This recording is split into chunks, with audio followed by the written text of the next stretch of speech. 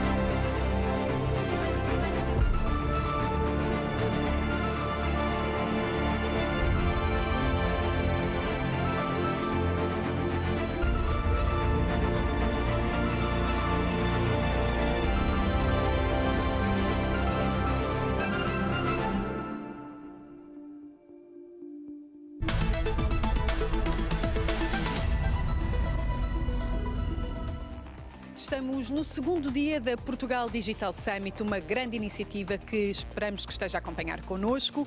Hoje vamos começar por recordar alguns dos momentos que marcaram o primeiro dia deste grande evento. Ontem passaram aqui pelo Museu dos Coches muitos oradores, muitos empreendedores, muitos empresários que partilharam também a sua visão e a sua estratégia para tornar Portugal num país cada vez mais digital. Foi precisamente esse o nome do primeiro painel de ontem, Accelerating a Digital Nation. Tentámos perceber em que ponto está Portugal e de que forma temos também acompanhado a evolução da Europa e do mundo nesta que é uma transformação e uma transição inevitável para todos os países e que, no fundo, o confinamento e a pandemia veio acelerar ainda mais. Vamos, por isso, recordar agora este painel de debate, alguns momentos mais marcantes e tentar perceber também quais foram os números, os cenários, as perspectivas que foram aqui apresentadas e que, no fundo, foram também o ponto de partida para este primeiro debate que aconteceu ontem. Vamos recordar.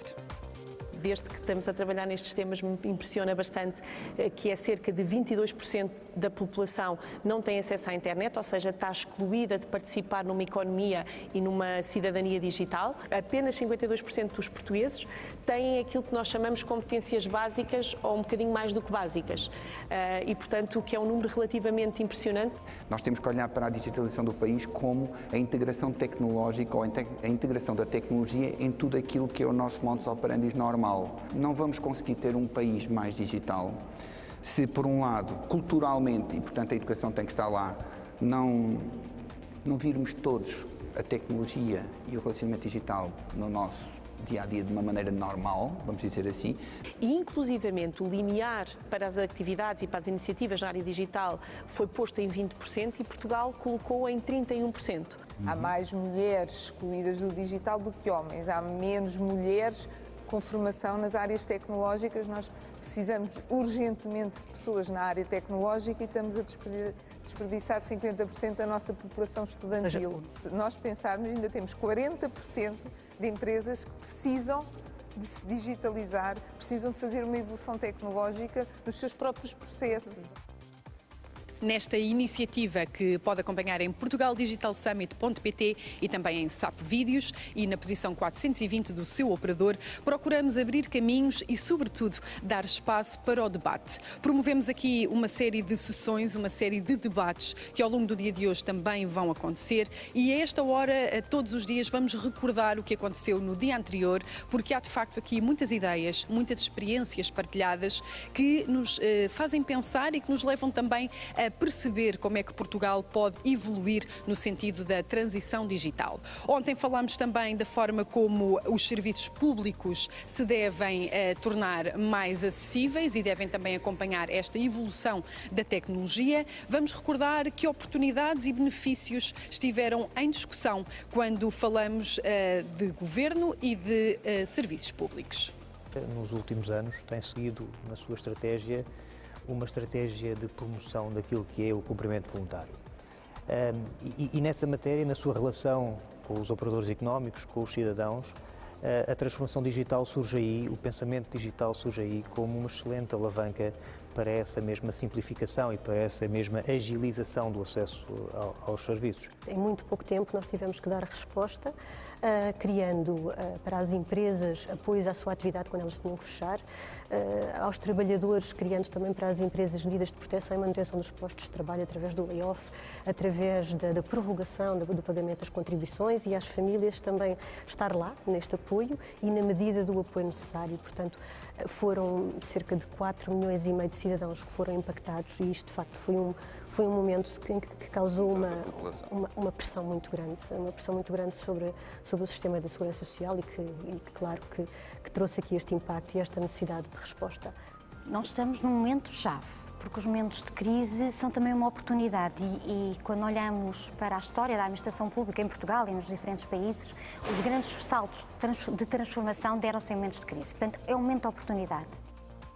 Fazer da crise momentos de oportunidade. Foi essa também uma das grandes mensagens que nos ficou aqui no dia de ontem, até porque Portugal e o mundo foi obrigado a agir perante esta pandemia de Covid-19, que ainda não conseguimos travar, e de facto isto levou aqui também a um salto, a um pulo tecnológico que a todos nos surpreendeu e que nos leva também a querer cidades e pessoas cada vez mais preparadas para a mudança. Foi precisamente sobre isso que falámos também no painel Urban Mobility and Smart Cities. A mobilidade nas cidades sabemos que é uma questão ambiental, mas é também uma questão tecnológica. Vamos rever alguns dos principais contributos que nos levam a pensar como é que as nossas cidades podem, afinal, ficar mais tecnológicas.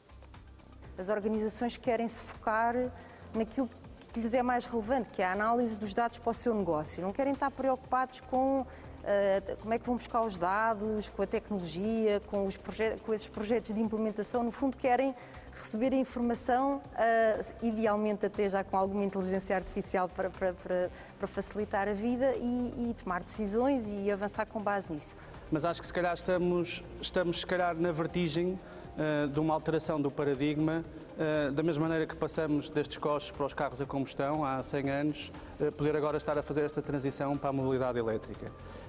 Esta transição, se quiser, energética, ela tem 3 vetores fundamentais, que são a descentralização, a descarbonização e a digitalização, conhecidos também como os 3Ds.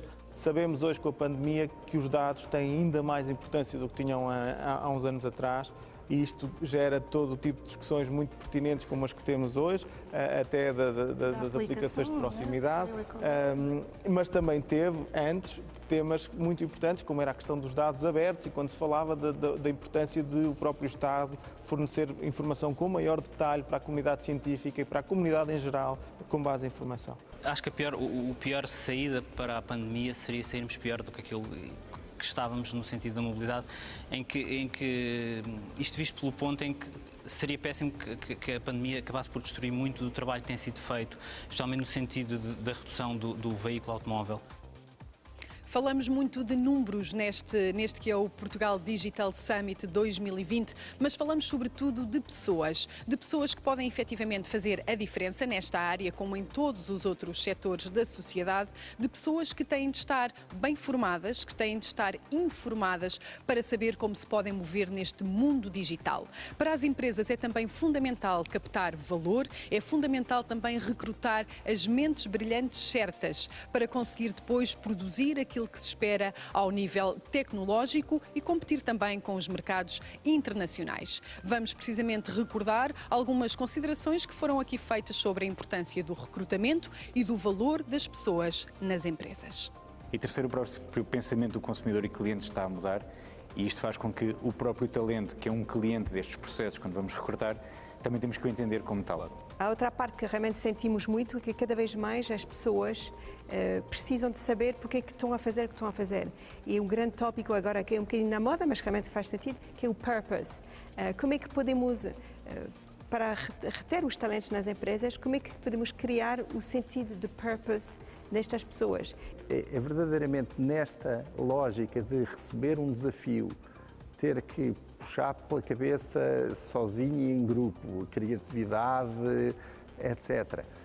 Para encontrar uma solução, ir aprender o que for necessário para implementar a solução, falhar, voltar atrás, ter resiliência para experimentar uma alternativa até conseguir, que verdadeiramente se desenvolvem estes soft skills. O salário é importante, mas é curioso que consegues, sem grandes gaps de diferença, consegues reter as pessoas, lá está, pelo purpose, pelo projeto, pelo ambiente de trabalho, cada vez mais, ou seja, as pessoas sentirem que gostam de estar no sítio onde estão, que são bem tratadas, que trabalham, no fundo, que o ambiente é como se estivessem a trabalhar num ambiente familiar, com a exigência, o rigor, como é óbvio, mas no fundo que se sentem bem, não é? O irem para o escritório ou o estarem em casa, mas com colegas e com chefias que se sentem bem.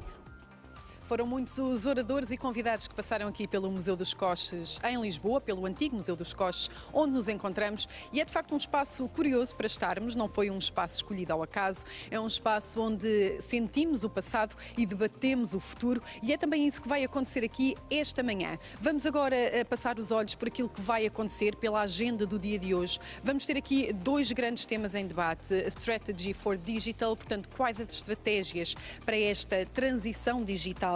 E ao longo do dia vamos ter várias entrevistas. Às 9h30, destaque para a entrevista com o Secretário de Estado, João Torres. Vamos depois também falar muito de turismo e viagens. Voltamos ao marketing digital, que é de facto um tema fundamental, portanto, por volta das 4h10. Seguimos depois para um novo painel que poderá também acompanhar aqui. Às 4h50 voltamos ao tema do Strategy for Digital. Vamos ter mais convidados, mais oradores neste painel e ao final do dia, como é habitual, temos também as notícias que vão marcar o dia de hoje, com as conclusões dos convidados que irão passar por aqui.